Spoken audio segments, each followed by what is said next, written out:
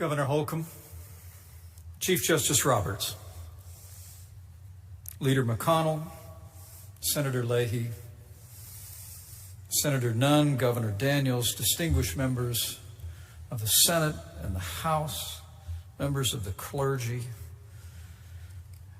friends of this precious family, my fellow Hoosiers, and most of all to Shar, Mark, Bob, John, and David, and the entire Lugar family. It is deeply humbling to have the privilege to be here among so many distinguished Americans, so many who knew and loved this great man, to celebrate and to give thanks for a life of service. The Bible tells us to mourn with those who mourn and to grieve with those who grieve. And on behalf of a grateful nation, Karen and I offer our deepest sympathies. Shar, to you and to your entire family, and to all who cherished and knew this husband, father, mayor, senator, and true American statesman, Richard G. Lugar. Richard Lugar lived a great American life. He raised a wonderful family. He served his country in uniform. He was a dedicated public servant who led this city, this state, and this nation with integrity for more than 50 years. The old book admonishes us to run with perseverance the race marked out for us. And for those who knew him well, they knew Dick Lugar never stopped running.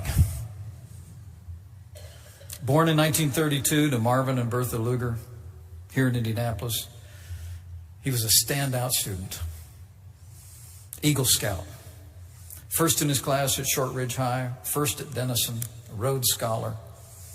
While he was studying overseas in London, he ran right into the American Embassy and enlisted into the United States Navy.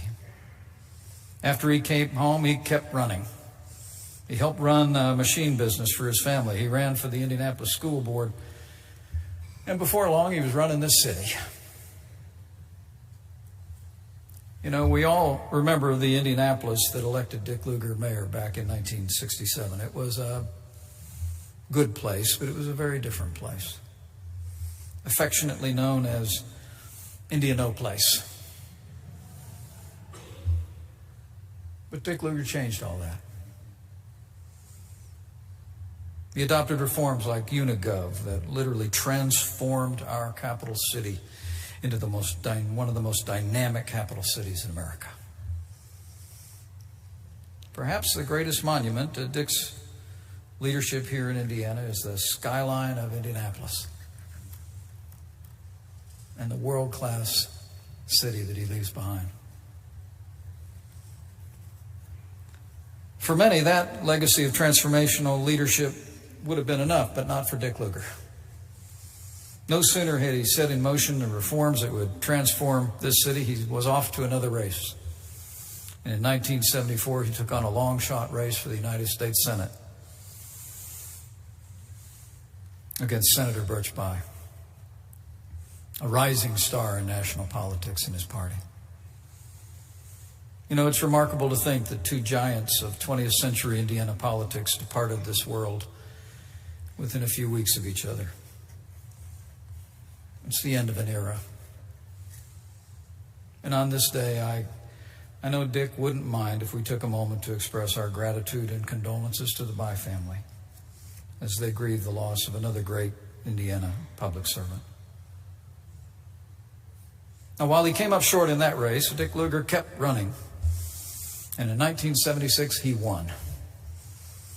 And over his 36 years in the Senate, Senator Richard Lugar became the longest-serving senator in the history of the state, was a candidate for president of the United States. But he'll be remembered among a pantheon of senators who commanded the respect of his peers in both parties and who exercised enormous influence in foreign affairs. He was a working senator. He always put Indiana first, as those of us who served in Congress at the same time, knew his work on the Agriculture Committee always put Hoosier farmers first. For his years on the Senate Foreign Relations Committee, Senator Lugar emerged as an American statesman whose contributions to our nation were countless. As you've heard described by his partner in this legislation, after the collapse of the Soviet Union, Senator Lugar crafted a measure that led to the historic elimination of more than 7,500 nuclear warheads, leaving the world safer as a result. He also was a clarion voice for American leadership in the world. Senator Dick Lugar understood that, as he said, that America was a powerful nation, but more importantly, we were a heroic nation. And that we had, as he said, a moral responsibility to foster the concepts of opportunity, free enterprise, the rule of law, and democracy. He would call it the hope of the world. As I traveled around the world as a congressman and as a senator, I was always struck by the fact, no matter what capital anywhere in the world I was, as soon as I told people I was from Indiana, the next two words I heard were Dick Lugar. And they were always spoken with a smile. The truth is, Senator Lugar commanded the admiration of our allies and the respect of our enemies like very few Americans ever have. And for his many contributions to this country, he was awarded the Presidential Medal of Freedom by President Barack Obama, and long after he left the Senate, he continued to be called on by world leaders for his wisdom and his counsel. In fact, just last year, President Trump welcomed Senator Lugar and Senator Nunn to the Oval Office to seek their counsel before he departed for his first historic summit with Kim Jong-un of North Korea. But Senator Lugar's legacy goes well beyond the policies that he championed and the national and international reputation that he earned and so well deserved. It included a generation of leaders that he inspired. I mean, the truth is, Dick Lugar had an eye for talent. You've already heard one example of that from this podium today, but you should also know he hired an industrious young staffer who eventually became his chief of staff, governor of Indiana, and now Mitch Daniels is president of Purdue University. And when he was chairman of the senatorial committee in 1984, he took a chance on a first-time candidate for the United States Senate by the name of Mitch McConnell. And for our part, Karen and I will always be grateful for his encouragement all along our way. 30 years ago, when we were just getting started, nervous young couple in politics, it was the senior senator from Indiana who went door to door with us in Wayne County. And every time we ran the Capital Challenge, he was always there at the finish line to shake our hand. Never stopped running. You know, running wasn't just how Dick Lugar kept in shape. It was a way of life. I think his running was emblematic of his passion for public service and his relentless drive to make a difference in the life of this nation. There's a Boy Scout rule that says you don't leave a campsite as good as you found it, you leave it better than you found it. And Dick Lugar left Indiana, America, and the world better than he found it. More secure, more at peace, with freedom on the rise. Few Hoosiers will ever leave as large or indelible a mark on our state or our nation as Richard Lugar. And yet, it was who he was that made him so special. His intellect and backbone were paired with a modesty and kindness not always associated with politics. He was a man utterly without guile and without pretense. And for all his accomplishments in public life, it didn't take you too long to to figure out what he thought his greatest accomplishment was this wonderful family. His children, his grandchildren, and his marriage to that incredible co-president of the senior class at Denison University. Dick and Char were a team every day of their lives. And Char, I want to thank you for sharing this great man with our state and nation. When Char gave us the honor of participating today, she told us that she didn't want to hold this service in a sports stadium, though they could have filled one anywhere in Indiana.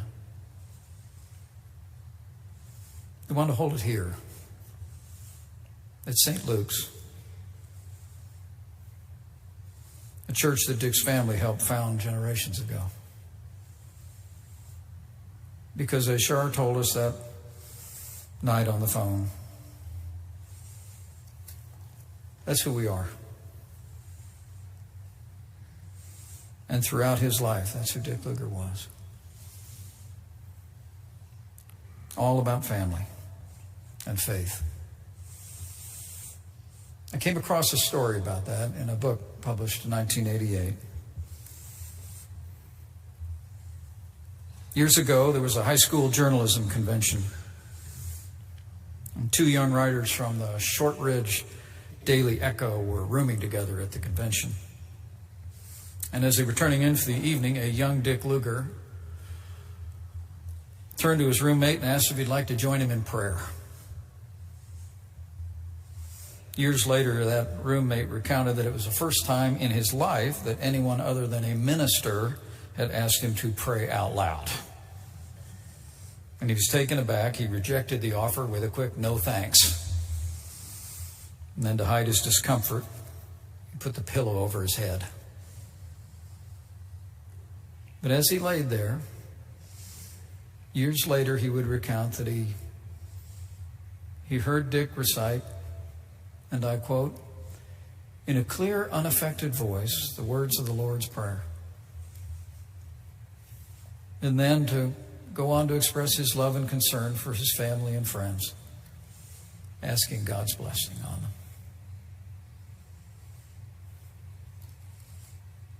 His roommate said years later, quote, there was nothing bizarre or histrionic about my friend's prayer, yet it both awed and unnerved me, leaving an impression that lasted for the rest of his life.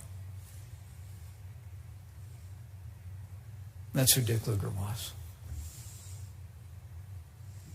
And that's how he'll always be remembered by those of us who had the privilege to know him. A man who loved his family, loved his friend, loves this state, and loved this country. Like few people I've ever known. And it all came from a heart of concern for what was best for all. So Dick Lugar never stopped running throughout his long and industrious life. And that was good for us. But on this day, it can rightly be said that he fought the good fight. He finished the race. And he kept the faith. And Indiana and America and the world are better for it. May God bless the memory of Richard G. Lugar. May God comfort his family and friends and all who mourn the passing of this truly great man. And may God continue to bless the land he loved.